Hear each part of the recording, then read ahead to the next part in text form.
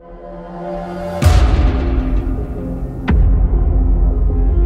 knew when we built this car and when we started driving it, this car was going to be brutally fast. No matter where we took it. We all talked and said, what if we had separate tracks that we could go show how dominant this car was? We want to pick these extremely prestigious, very famous tracks. We're not shying away from the fact that the race cars have been there and people know those lap times. We're not shying away from the competitive times that are out there. It's a big undertaking to rent tracks across the country and travel people and ship parts and cars. It's not for the faint of heart. We want to set the bar extremely high. We're not trying to make this easy on ourselves. As development drivers, we don't do this stuff that often. Most of what we do is you're purposely leaving some capacity in the car, right? You're trying to remember, here's the issues I had, here's what I need to go fix. It's very different when you're trying to do a fast lap, and every 10th matters. It's got 1,000 horsepower. It's got the most downforce we've ever put on a Corvette. We created a monster.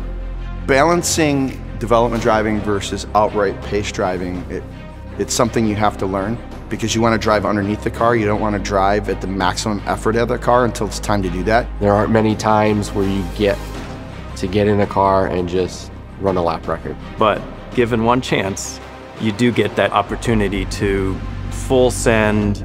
What can you do? This is Road America Fast Laps Day 2, Brian Wallace in 34-35.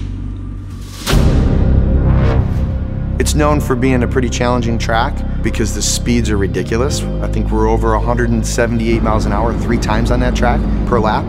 Road America is known to have a corner called the Kink.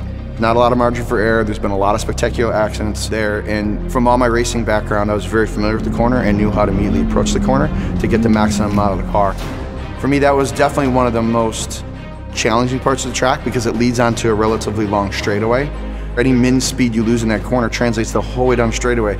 So getting the most out of the car through that corner was really important to maintain a really good fast lap time there.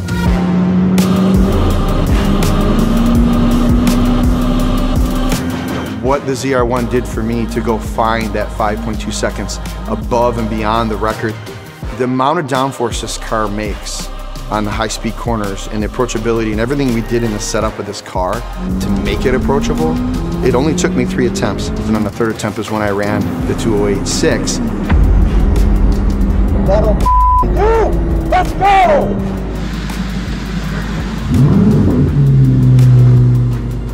With Watkins Glen in a car that's this fast, it ends up falling to a lot of rhythm. The corners have a decent straight between them, but this car is so quick that all those corners become linked. So at Watkins Glen, you get to the bus stop after a long uphill run.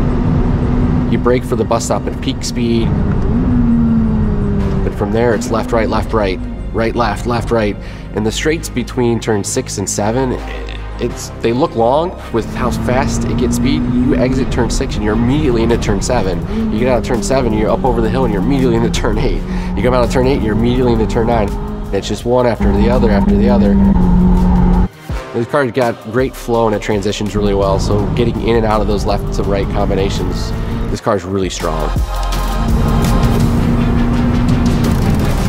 This is Road Atlanta Fast Laps Day 1, first attempt in red car, Chris Barber driving. Road Atlanta is probably my favorite in the country. There's some very fast sections. The track is known for challenging cars with big power. There's 2 corners that really shined for the ZR1. It's turns 1 and turn 12, which are both extremely high-speed right-handers. Turn 1 is a somewhat blind turn-in. You have to go in committed to the speed, and then it's a huge confidence corner where you just really need to know and trust that the car is going to stick. It's very similar with turn 12, which is probably their most iconic corner. You're coming up a very steep hill, and you go under their bridge, which then drops downhill quite a bit. So it's this blind uphill that's pretty much at max lat. You drop over the hill crest, down the hill, and you're basically looking right at their building and a giant wall. That's extremely intimidating.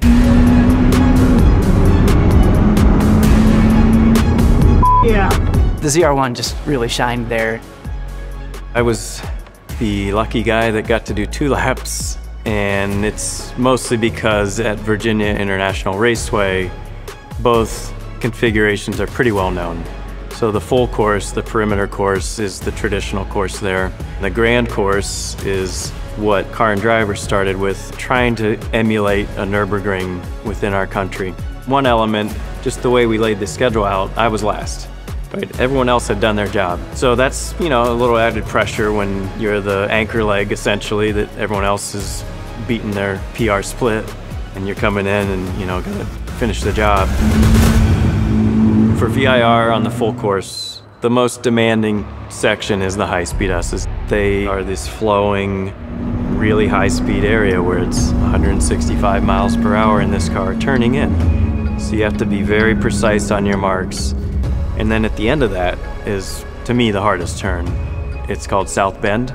And so to set that up, you have to get far enough right coming off of a right-hand turn. So you kind of have to pinch the exit but not give up speed to brake quickly and then turn in on this off-camber, really fast turn. So I was really happy that when I looked at the data, this car never dropped below 100 miles per hour there, which is something significant. You have to turn in with confidence.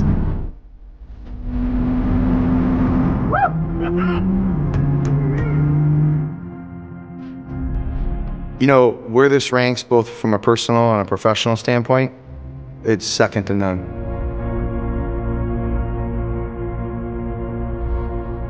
Mission accomplished. We went 5 for 5. These are obscenely big gaps that we just threw down on every track we picked.